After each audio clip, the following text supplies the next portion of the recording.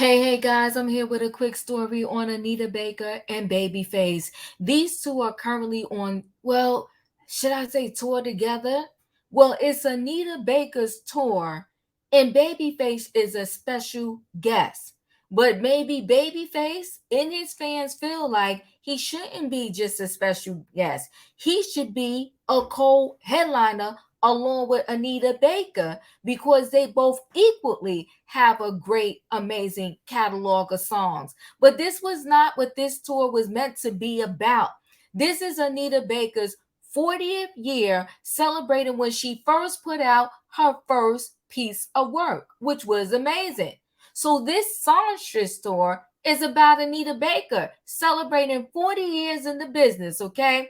Maybe she just picked the wrong person to open up for her. Because right now, this tour that's supposed to be a celebration is not bringing Anita Baker any joy because her and Babyface, they've been going at it as they drop and stop at city to city. These two been going back and forth, and so much so they got the fans in this thing. Anita Baker had to tell Babyface, tell your fans to shut up and leave me alone. She got in a Twitter war with the fans. She got caught up in the rapture. We'll get into it, everybody, right after this.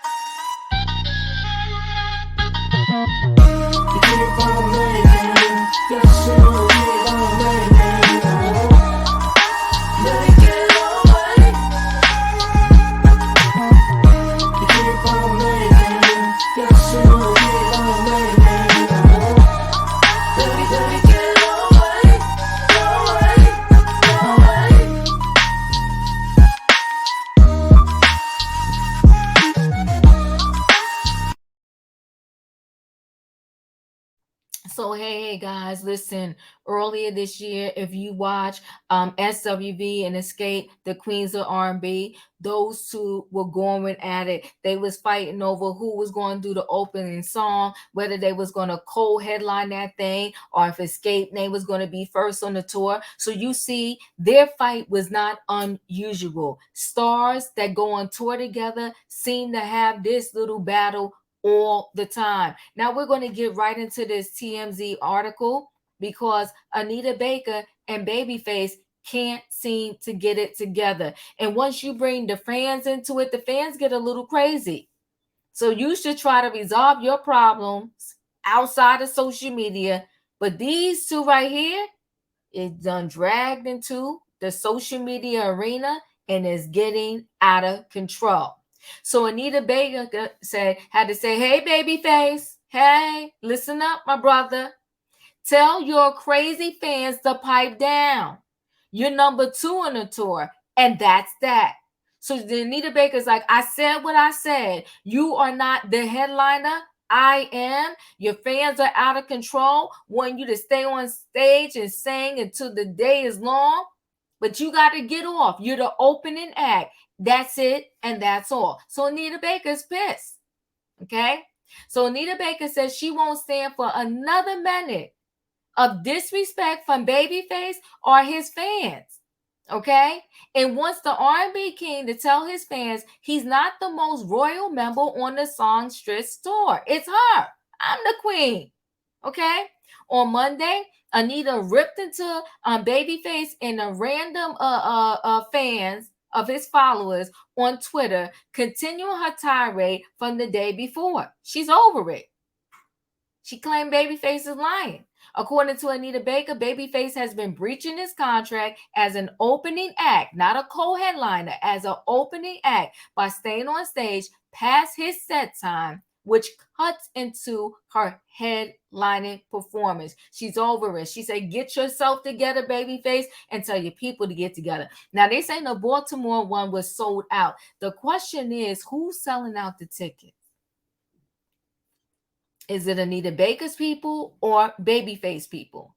And I know he's the opening act, but would it be terrible if y'all just co-headline this tour? I don't know. Like, I ain't trying to be fresh here. I'm just asking questions.